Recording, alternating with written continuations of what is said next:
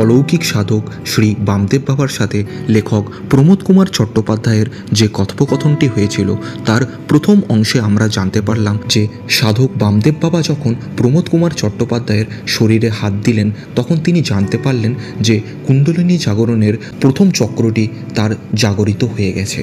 সাধক বামদেব বাবা যখন লেখক প্রমোদ কুমার চট্টোপাধ্যায়ের শরীরে হাত দিয়ে কুণ্ডলিনী জাগরণ নিয়ে বোঝাতে যাচ্ছিলেন তখন তিনি হাত দিয়ে জানতে পারলেন যে লেখকের প্রথম চক্রটি জাগরিত হয়েছে। তাই এর পরবর্তী অংশটি আপনাদের জন্য।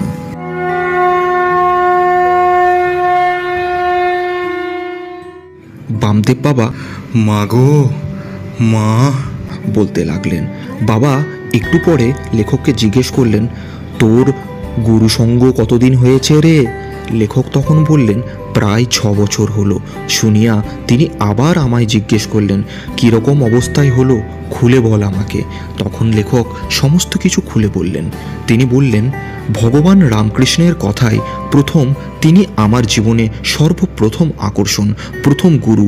তাকে স্বপ্ন দেখা, তার কথা শোনা, তারপরে ঘরে কিছুই ভালো না লাগা, জীবন্ত গুরু কোথায় পাবো বলিয়া নানা স্থানে সাধুসঙ্গ করতে বেরিয়েছিলাম। শেষে কলকাতায় স্বামী পরমানন্দের সাথে আমার সাক্ষাৎ হয়েছিল। তার আকর্ষণ, তারপর ক্রমে ক্রমে দীক্ষা ইত্যাদি সমস্ত কিছু শুনিয়া বামদেব বাবা বললেন, দেখছিস এই সময়েই তোর এটা হয়েছে।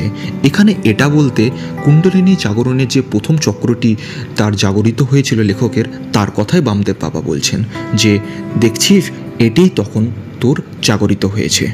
এরপরে বামদেব বাবা আরও বললেন, দেখছিস এখন প্রথম চক্রটি জাগরিত হয়েছে, এইবারে ঊর্ধ্বগতি দেখছি। দেখিস সাধন যেন তুই ছাড়িস না বাবা, তাহলে আবার ঘুমিয়ে পড়বে এ চক্র।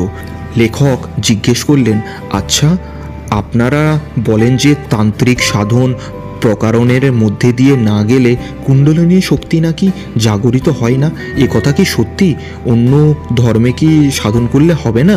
বামদেব বাবা বললেন, এ কথা তোকে কে বলেছে রে? যত শালা অগপণ্ডের কথা।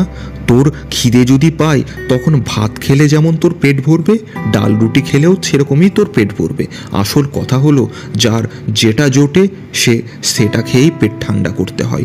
এখানে কত রকমের মানুষ, কত রকমের খাওয়া।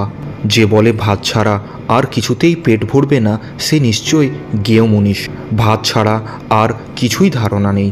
তারামা এই যত সব কিছুই সৃষ্টি করেছে, যত ধর্ম সবই তো তারই সৃষ্টি। যে দেশে যেরকম খাওয়া চলিত সে তাই খাবে, ধর্মও তো ঠিক সেই রকম। তখন লেখক বললেন,